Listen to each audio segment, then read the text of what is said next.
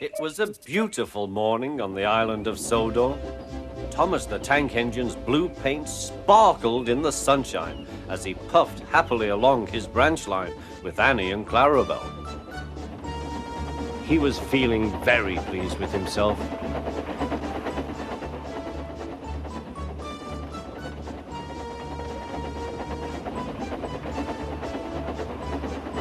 "Hello, Thomas," whistled Percy. "You look splendid."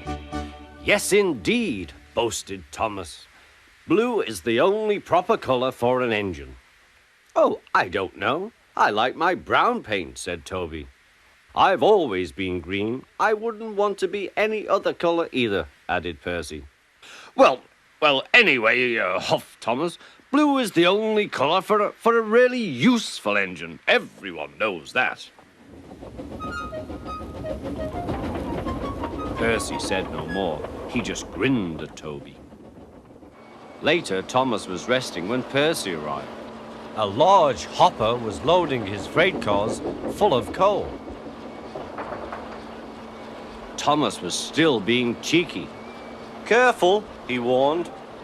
"Watch out with those silly cars." Go on, muttered the cars. "And by the way," went on Thomas, "those buffers don't look very safe to me." The last load poured down. "Help! Help!" cried Thomas. "Get me out!" Percy was worried, but he couldn't help laughing.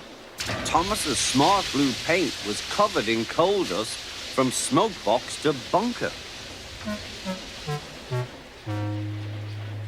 "Ha ha," chuckled Percy. "You don't look really useful now, Thomas. You look really disgraceful." "I'm not disgraceful," choked Thomas. "You did that on purpose. Get me out."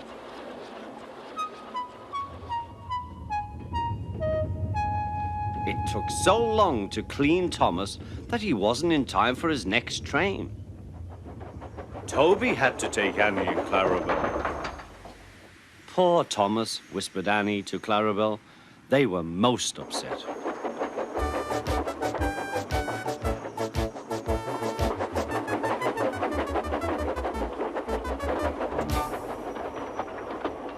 Thomas was grumpy in the shed that night.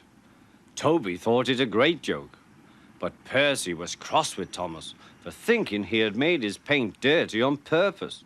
Fancy a really useful blue engine like Thomas becoming a disgrace to Sir Topham Hatt's railway. Next day, Thomas was feeling more cheerful as he watched Percy bring his cars from the junction. The cars were heavy and Percy was tired.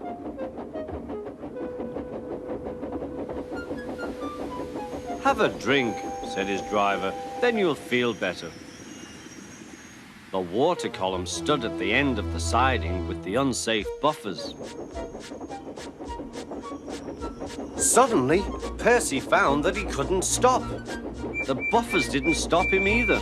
"Oh!" wailed Percy. "Help!" The buffers were broken and Percy was wheel-deep in coal.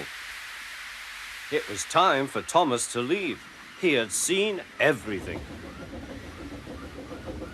"Now Percy has learned his lesson too," he chuckled to himself.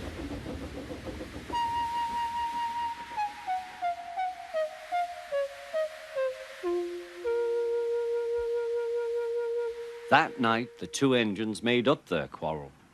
"I didn't cause your accident on purpose, Thomas," whispered Percy. "You do know that, don't you?" "Of course," replied Thomas, "and I'm sorry I teased you. Your green paint looks splendid again, too. In future, we'll both be more careful of coal.